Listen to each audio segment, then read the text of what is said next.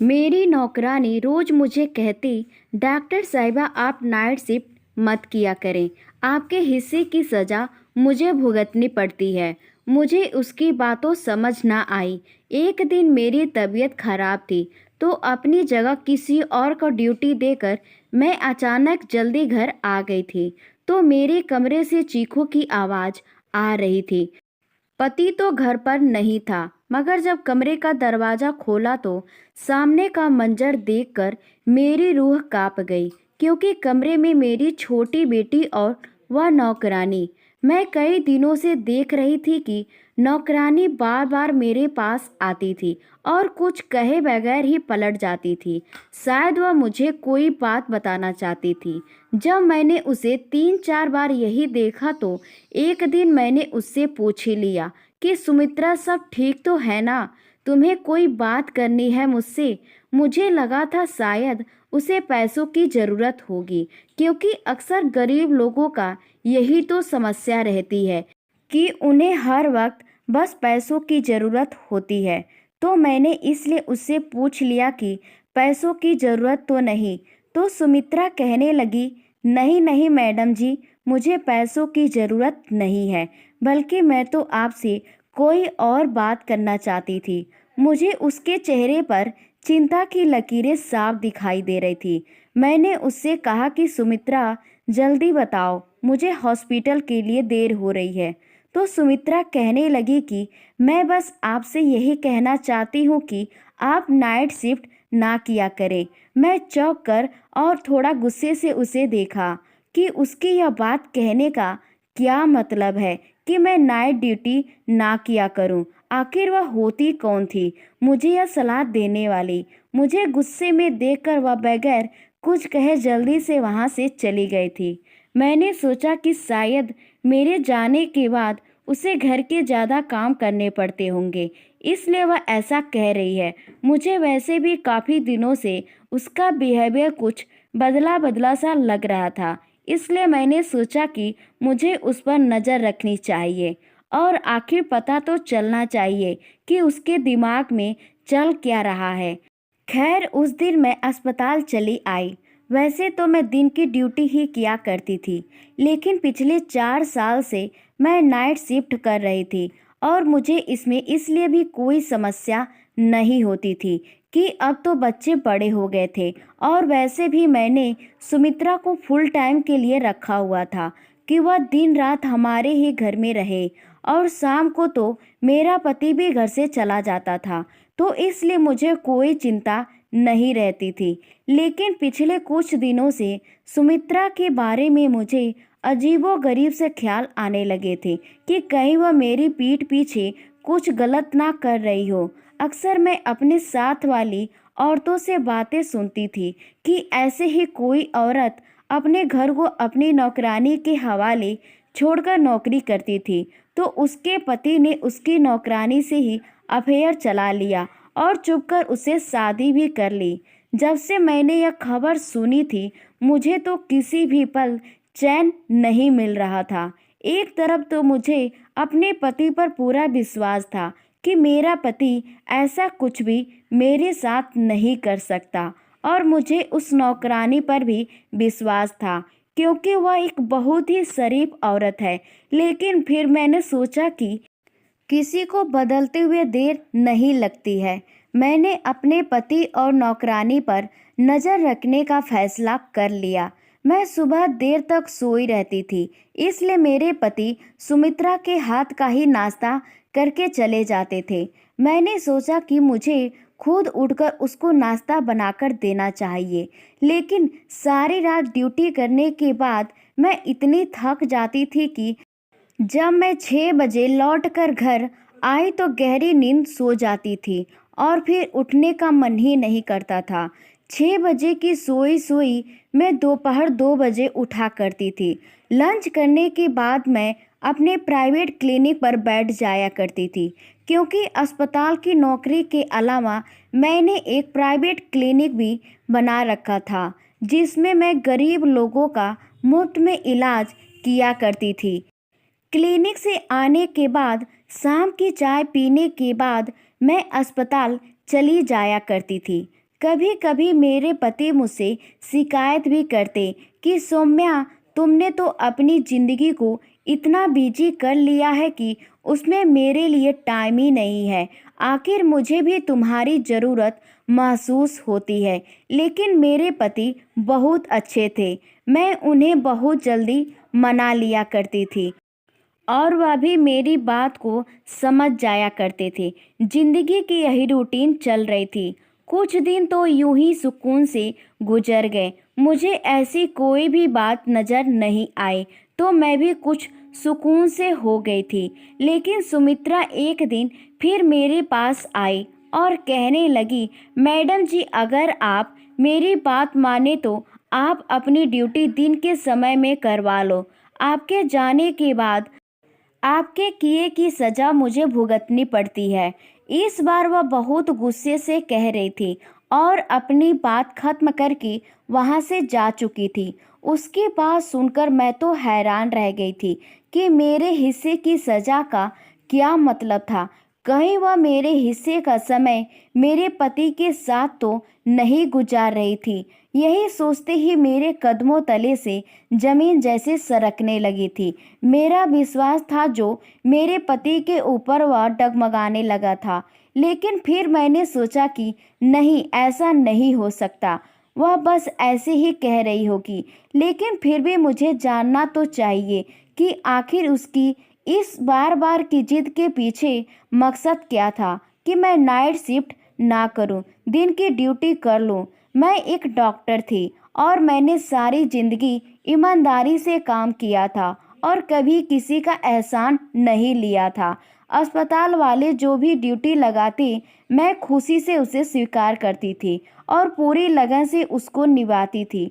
अभी भी night shift के लिए बात कर रही थी कि मैं नाइट ड्यूटी कर लूँगी, मुझे कोई दिक्कत नहीं है और अब इसे मैं अचानक से छोड़ नहीं सकती थी। मेरी बात खराब हो जाती। इतने सालों से मैं मेहनत से काम कर रही थी और कभी मैंने अपनी बात से नहीं मुकरी थी। पूरे स्टाफ को मेरे ऊपर बहुत ज़्यादा भरोसा था। लेकिन मैं इस तरह अपने घर को तोड़ना भी नहीं चाहती थी। मैंने सोचा कि कुछ ना कुछ तो करना ही होगा। सुमित्रा मेरे घर पर पिछले 1 साल से नौकरी कर रही थी और एक अरसे के दौरान ना तो उसे मुझसे कोई शिकायत हुई थी और ना ही मुझे उससे। वह एक विधवा औरत थी जिसके 2 बच्चे थे जिनको पालने के खातिर वह मेरे घर पर नौकरी करती थी। मैंने उसे नौकरी के पहले दिन ही कह दिया था कि तुम्हें 24 घंटे के लिए यहीं पर रहना होगा। उसके बच्चों की टेंशन नहीं थी क्योंकि उसके बच्चों की देखभाल करने के लिए उसके माँ बाप थे और वह गांव में रहते थे। वह अकेले ही हमारे घर पर रहती थी। जो भी तनख्वाह उससे मिलती वह अपने गांव अपने बच्चों की देखभाल के लिए भेज दिया करती थी। हालांकि मैंने उसे कई बार कहा भी था कि अगर तुम चाहो तो अपने बच्चों को भी यहाँ पर बुला सकती हो। जहाँ तुम रहती हो वहाँ पर तुम्हारे बच्चे भी रह लेंगे। मगर ना जाने क्या बात थी कि वह मना कर देती थी। उसके साथ समय बहुत अच्छा गुजर रहा था। आज तक उसने कभी किसी की शिकायत नहीं की थी। लेकिन अब पिछले कुछ दिनों से मैं देख रही थी कि उसका बिहेवियर अजीब सा हो गया है। वह बस हर बार मुझे एक ही बात कहती रहती कि मैडम जी, अपनी ड्यूटी दिन के समय करवा लो, रात को घर पर रहा करो। मुझे कुछ समझ नहीं आती थी आखिर रात को ऐसा घर पर क्या होता है जिसकी वजह से वह इतना घबरा कर मुझे यह बात कहती है। एक दिन ऐसा ही हुआ कि मैं ड्यूटी पर थी कि अचानक एक नर्स मुझे आकर कहने लगी कि कोई औरत है, बड़ी दूर से आपसे मिलने आई है। मैंने पूछा क्या वह कोई मरीज है, क्योंकि इस वक्त मेरी ड्यूटी इमरजेंसी में थी। तो वह कहने लगी नहीं, वह आपकी कोई रिश्तेदार है। मैं हैरान होते हुए बाहर आई कि मेरी कौन सी रिश्तेदार इस वक्त मुझसे मिलने अस्पताल आ सकती है। मैं बाहर गई तो एक अनजान औरत को सामने खड़ा पाया। मैं हैरत के मारे उसे देखकर पूछा, आप कौन हो और मुझसे क्यों मिलना चाहती हो? तो वह कहने लगी, क्या आप ही डॉक्टर सौम्या हैं? मैंने कहा, जी हाँ, मैं ही डॉक्टर सौम्या हूँ।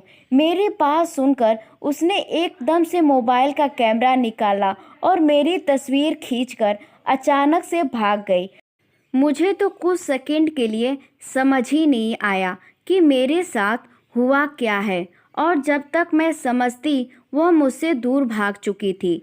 मैं जल्दी से उसके पीछे भागी कि उससे पूछ सकूं कि उसने मेरी तस्वीर क्यों बनाई है और आखिर वह है कौन। लेकिन वह बहुत तेज़ी से भागती हुई मुझसे बहुत दूर जा चुकी थी। मैं परेशान होती हुई वापस आ गई और सोचने लगी, भगवान, यह मेरे साथ क्या चल रहा है? कौन थी वो औरत और यहाँ क्यों आई थी? पता नहीं क्यों मुझे बहुत ही गड़बड़ का एहसास हो रहा था, जैसे कुछ बुरा होने वाला है। मेरी छठी इंद्री बार बार मुझे इशारे दे रही थी कि शायद मेरी जिंदगी में कुछ तो बहुत गलत होने वाला है। मैं यह बात जानती थी कि मैं अपने घर वालों और अपने पति को बहुत ज़्यादा नज़रअंदाज कर रही हूँ, क्योंकि रात को ड्यूटी बहुत थका देने वाली होती है और सुबह तक मैं लेट से उठती थी। जब मैं सोकर उठी तब तक मेरे पति ऑफिस के लिए निकल चुके थे, और जब रात को ड्यूटी पर जाना होता था तो तब तक वह ऑफिस से आते ही नहीं थे। अजीब सी जिंदगी हो गई थी। काफ़ी दिनों से मेरे पति से तो मेरी बातचीत ही नहीं हो पा रही थी। मुझे इस बात का एहसास हुआ तो मैंने फौरन से अपना मोबाइल निकाला और अपने पति को कॉल करने लगी। मैंने सोचा कम से कम फ़ोन पर ही बात कर लूं, लेकिन मेरे पति मेरा फ़ोन नहीं उठा रहे थे। फिर मैंने उनके ऑफिस के नंबर पर कॉल किया तो उनकी सेक्रेटरी ने बताया कि वह तो पिछले कई दिनों से दफ्तर ही नहीं आ रहे। सेक्रेटरी की बात सुनकर तो मैं हैरान रह गई थी। मुझे तो कुछ खबर ही नहीं थी कि वह दफ्तर जा भी रहे हैं या नहीं। लेकिन परेशानी वाली बात तो यह थी कि रोजाना घर से दफ्तर के लिए निकलते थे, फिर ऐसे कैसे वह कहीं जा सकते हैं। अगले दिन मैंने सोचा कि मैं छुट्टी कर लेती हूँ। जब मैं यह बात घर में बताई तो सब बहुत खुश हुए, खास तौर पर मेरी नौकरानी सुमित्रा के चेहरे पर तो खुशी के हाव भाव नजर आ रहे थे। रात का खाना खाकर फ्री हुई तो मैं ऐसे ही टहलने के लिए बाहर आ गई तो मैंने देखा सुमित्रा किसी से फ़ोन पर बात कर रही थी और वह किसी को बता रही थी कि मैडम जी आज घर पर ही हैं। शुक्र है कि आज मेरी जान छूट गई, वरना तो उसके हिस्से की सज़ा भुगतते भुगतते शायद मेरा दम ही निकल जाता। जब मैं उसके करीब गई तो उसने जल्दी से घबराकर फ़ोन बंद कर दिया और मैंने उससे पूछा कि किससे बात कर रही हो, तो कहने लगी, किसी से भी नहीं, अम्मा से अपने बच्चों का बस हाल चाल पूछ रही थी। मुझे अब सुमित्रा के बारे में शक हुआ था और यह कोई खिचड़ी जरूर पका रही है या फिर मुझसे कोई ऐसी बड़ी बात छुपा रही है।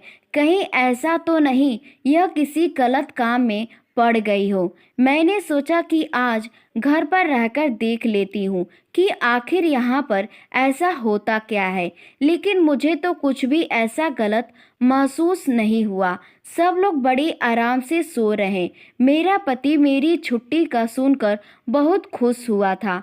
कहने लगा कि कितना समय हो गया है, हमें एक साथ समय गुजारने का मौका ही नहीं मिला। मैं भी सोचने लगी, क्या यह सच में खुश है या खुश रहने का नाटक कर रहे हैं। मैं उसे खोजती हुई नज़रों से देख रही थी। कहीं ऐसा तो नहीं कि मेरे घर से जाने के बाद उसका और मेरी नौकरानी का कुछ चक्कर चलता हो, इसलिए वह मुझे कहती है कि आप घर पर ही रहा करें। मेरी एक बेटी और मेरा एक बेटा था। बेटी कॉलेज में पढ़ती थी, बेटा छोटा था और वह स्कूल जाता था। इस घर में हम बस 4 ही लोग थे और मेरा ख्याल था इतने सारे लोगों के लिए सिर्फ एक ही नौकरानी काफ़ी है। इसलिए मैंने कभी सुमित्रा के अलावा किसी और को रखने के बारे में सोचा ही नहीं। और अगर 1-2 बार मैंने अपने घर वालों से पूछा भी कि कोई और नौकरानी रख लूँ तो सबने सुमित्रा की बहुत तारीफ करते हुए कहा था कि उसके होते हुए उन्हें कोई परेशानी नहीं, तो फिर क्या ज़रूरत है कोई दूसरी नौकरानी रखने की। तो मैं भी सुकून से हो गई थी। लेकिन कुछ दिनों से मैं देख रही थी कि सुमित्रा और मेरी बेटी रिया आपस में कुछ ज़्यादा ही प्यार से रहने लगे थे।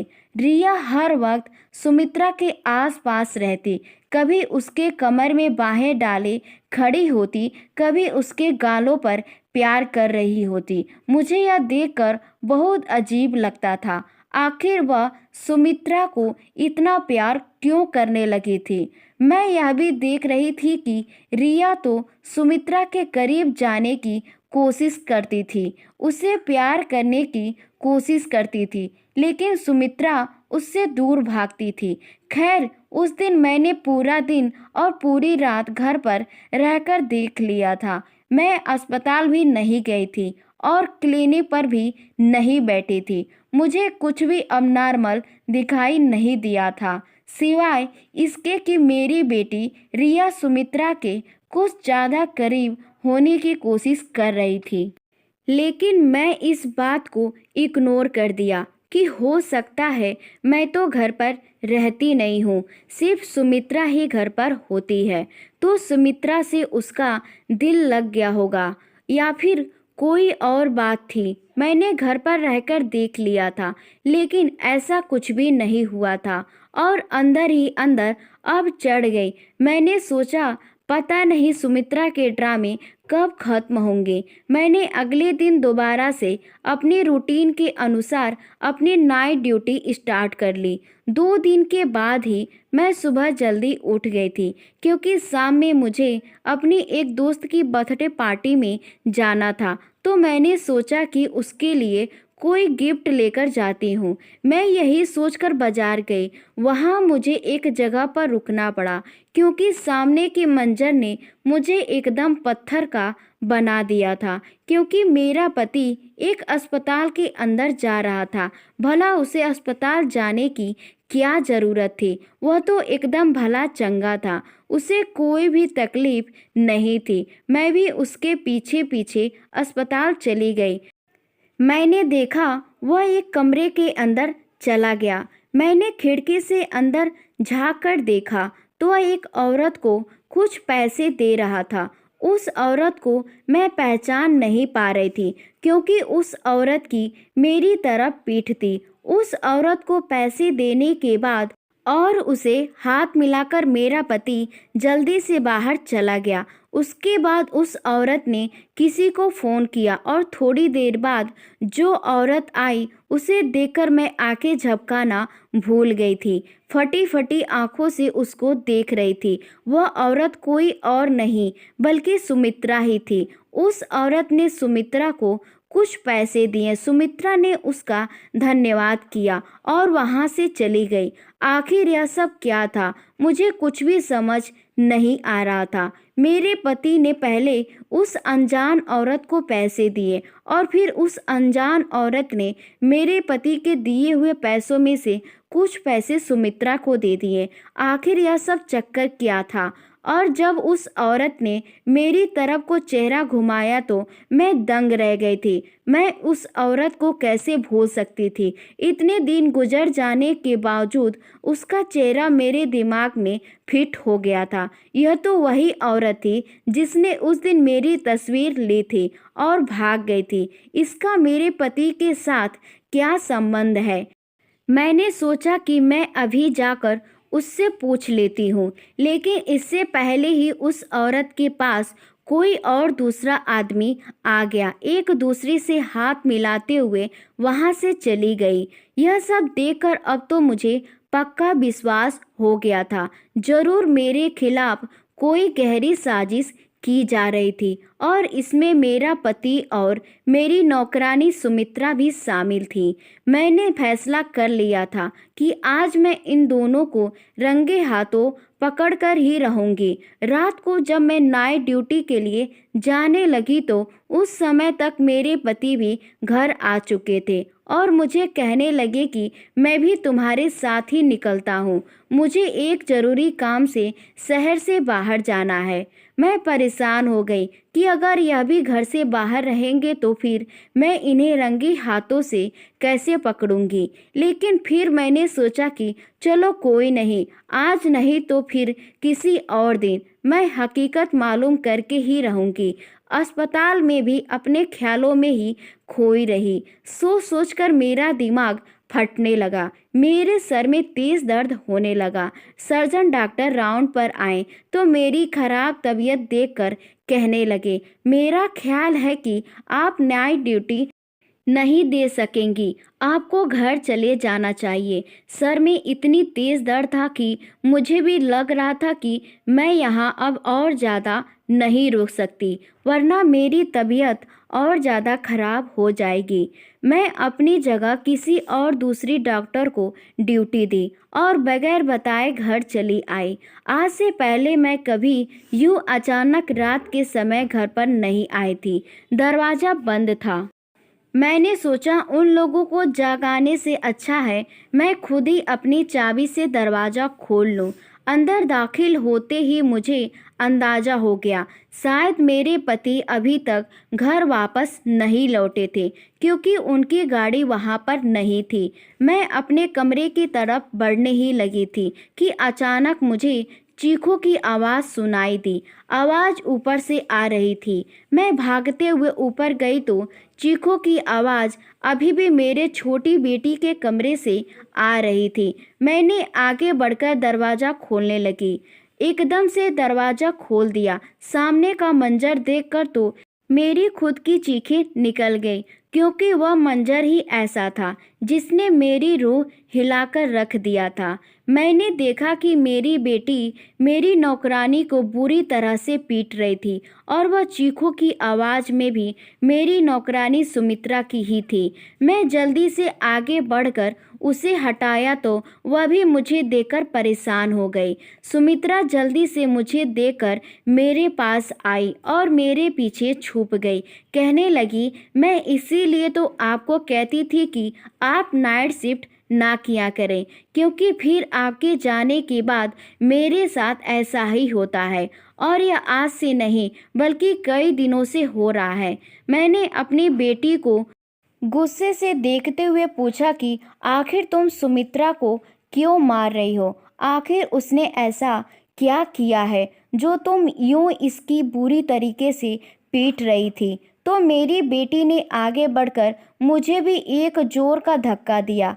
कहने लगी, आप हम माँ बेटी के बीच में मत बोले, आप जो भी हैं यहाँ से चले जाएं।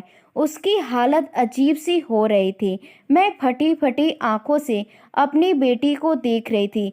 वह यह क्या बक रही थी। मैंने कहा, यह तुम क्या कह रही हो? मैं तुम्हारी माँ हूँ, यह तुम्हारी माँ नहीं। मुझे लग रहा था जैसे वह अपने होशो हवास में नहीं है।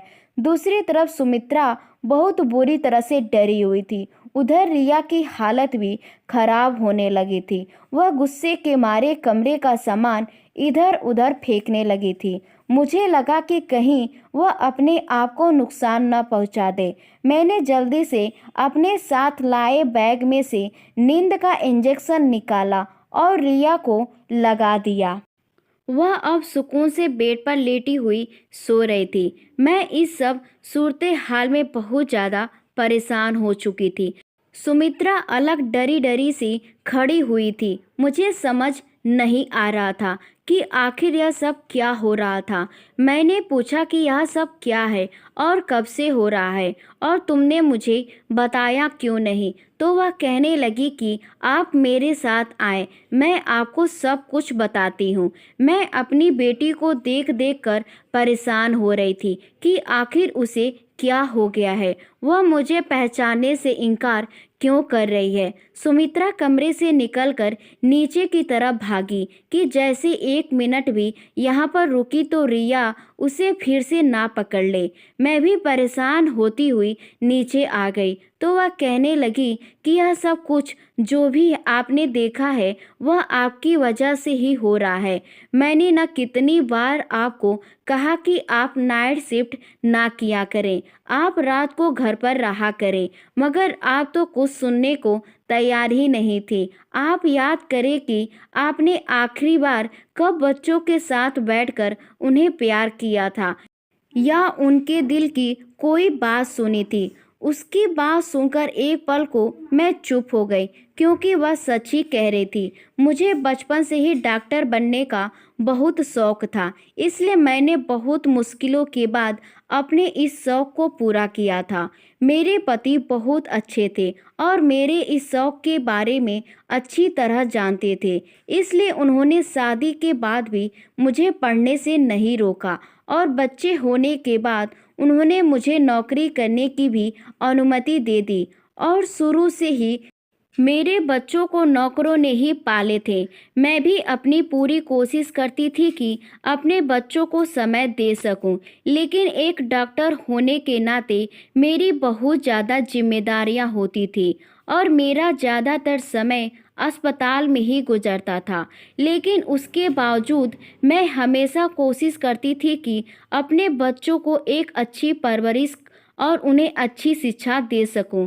हालांकि मैं उन्हें ज़्यादा समय नहीं दे पाती, मगर इसका मतलब यह तो नहीं कि मैं उन पर ध्यान नहीं देती थी और उन्हें प्यार नहीं करती थी। मेरी नौकरानी कहने लगी कि रिया धीरे धीरे डिप्रेशन का शिकार होने लगी थी। उसे माँ बाप के प्यार की सख्त ज़रूरत थी जो उसे नहीं मिल पा रहा था क्योंकि उसके माँ बाप के पास उसके लिए समय नहीं है, मगर वह छोटी है। कॉलेज में गलत संगत में पढ़कर गलत आदतों का शिकार हो गई है। उसे माँ के प्यार की ज़रूरत होती है जो उसे नहीं मिला तो वह दिमागी मरीज बन गई। वह अपने अंदर की भड़ास और गुस्सा मुझको मार पीट कर निकालती है। उस समय उसे लगता है कि मैं उसकी माँ हूँ और वह क्योंकि आपसे कभी कोई शिकवा नहीं कर पाई, आपको कुछ नहीं कह पाई, इसलिए वह मुझे अपनी माँ समझते हुए मुझ पर अपना गुस्सा निकालती है। और जब सुबह होती है तो वह मुझसे ना सिर्फ माफ़ी मांगती है बल्कि मुझे बहुत सारे पैसे भी देती है ताकि मैं आपको कुछ ना बताऊं। मैडम जी, मैं गरीब हूँ, बच्चों का और बूढ़े माँ बाप का पेट में अकेली पालती हूँ। रात को जो मारपीट और तकलीफ मैं सहती थी, सुबह जब आपकी बेटी मुझे पैसे देती थी तो मैं भूल जाती थी कि रात को मैंने क्या तकलीफ सही थी। एक बार दिन में जब रिया मुझसे माफ़ी मांग रही थी और मुझे पैसे देने लगी तो मैं रिया से कही कि रिया, तो मेरे ऊपर बहुत जुल्म करती हो, मुझे तुम्हारे पैसे नहीं चाहिए। मैं तुम्हारी माँ को तुम्हारी सारी बातें बता दूंगी। तुम पागल हो, तुम्हें तुम्हारी माँ पागल खाने में डाल देगी, तब तुम्हारी अक्ल ठिकाने आएगी। पागल खाने का नाम सुनकर रिया डर गई और उसी डर से उसने मुझे धमकाना शुरू कर दिया कि अगर तुमने मेरी माँ को कुछ भी बताया तो मैं तुम्हारी जान भी ले लूँगी। रिया दिमागी मरीज और धीरे धीरे उस पर पागलपन के दौरे भी पड़ने लगे थे, इसलिए मैं डर गई और आपको कुछ भी नहीं बता पा रही थी। आपको सारी बात तो नहीं बता सकती थी, लेकिन आपको यही कहती थी कि अगर आप घर पर रहा करें। मैंने सुमित्रा से पूछा, सुमित्रा, यह सब कब से हो रहा है? सुमित्रा ने मुझे बताया कि मैडम जी, यह पिछले 1 साल से चल रहा है। रिया का व्यवहार मेरे प्रति अभी आग तो कभी पानी की तरह होता है, कभी कभी लाड और प्यार से जिद करती है तो कभी कभी अपना सारा गुस्सा मेरे ऊपर निकाल देती है, तो कभी सारी रात मुझे अपने मनपसंद खाने बनवाकर मेरे हाथों से खाने की जिद करती है। वो सब कुछ जो एक बेटी अपनी माँ से चाहती है। वह मुझसे कहती है कि मैं उसकी माँ बनने का नाटक करूं, उसे वह सब खुशियां दूं जो एक माँ अपने बच्चों को देती है। अब जब मैं उसकी जिद पूरी करने से मना कर देती तो वह गुस्से से पागल हो जाती है और मुझे पीटने लगती है। सुमित्रा की बातें सुनकर मुझे अब समझ आया कि सुमित्रा क्यों कहती थी कि मैडम जी आपके हिस्से की सजा मुझे भुगतनी पड़ती है, क्योंकि शायद वह सारा गुस्सा मेरे लिए होता था जो मेरी बेटी सुमित्रा पर निकाल देती थी। मैं तो कभी सोच भी नहीं सकती थी कि मेरे बच्चों के साथ यह सब चल रहा होगा, लेकिन मेरे पति का उस दिन उस औरत से मिलने का क्या प्लान था जिसने मेरी तस्वीर खींची थी, और यह सब सुमित्रा के अलावा और कोई नहीं बता सकता था। मैंने फौरन उससे पूछा तो वह कहने लगी, मैडम जी आप तो मेरी कोई भी बात सुनने को तैयारी नहीं थी, तो मैं आपकी बेटी की जो भी हालत थी वह आपके पति को बता दिया। उन्होंने एक डॉक्टर से बात की और अपनी बेटी की पूरी हालत के बारे में उस डॉक्टर को बताया और डॉक्टर से विनती भी की कि किसी तरह मेरी बेटी को ठीक कर दे। आपके पति नहीं चाहते थे कि आपके सारे मामले के बारे में पता चले और आप गिल्टी फील करें। वह औरत वही साइकेट्रिस्ट थी। आपके पति ने उसे साइकेट्रिस्ट से हाथ जोड़कर विनती की थी कि मेरे पत्नी को इस बारे में कुछ नहीं पता चलना चाहिए। वह भी एक डॉक्टर है और दिन रात लोगों की सेवा करती है। आपके पति कह रहे थे, मैं चाहता हूँ कि मेरी पत्नी यह सब कुछ जानने से पहले ही मेरी बेटी ठीक हो जाए। उस डॉक्टर ने आपके हॉस्पिटल का एड्रेस ले लिया था और उस दिन भी आपके पति उस डॉक्टर को उसकी फीस दे रहे थे। मैं डॉक्टर की मदद कर रही थी। वह जब भी मुझे अपने क्लिनिक बुलाती मैं चली जाती थी और वह मुझे आपकी बेटी के बारे में सवाल जवाब करती थी। इसलिए उसने उस दिन मुझे भी कुछ पैसे दे दिए थे। उस दिन आपने हमें देख लिया होगा। एक दिन उस डॉक्टर ने मुझे बताया था कि मैं तुम्हारी मालकिन की कुछ तस्वीरें ले ली है। मुझे हैरत हुई। मैंने उस डॉक्टर से पूछा कि आपने मेरी मालकिन की तस्वीर क्यों ली है, तो वह डॉक्टर कहने लगी, इसलिए ताकि मैं तुम्हारी मालकिन को शक में डालना चाहती थी। अब वह शक में पड़ गई है तो वह अब अपने घर पर ध्यान देगी और अपने बच्चों पर भी ध्यान देगी। उसे लगेगा कि जरूर कुछ न कुछ खिचड़ी मेरे घर में पक रही है और वह अपने घर पर ध्यान देने लगेगी। मैं तुम्हारी मालकिन को सब कुछ नहीं बता सकती क्योंकि तुम्हारे मालिक ने मुझे कुछ भी बताने से मना कर रखा है, लेकिन इस तरह शक में पड़कर वह कुछ तो अपने बच्चों पर ध्यान देगी। सुमित्रा की बातें सुनकर मुझे सब कुछ समझ आ गया था। मेरा सर शर्मिंदा से झुक गया था।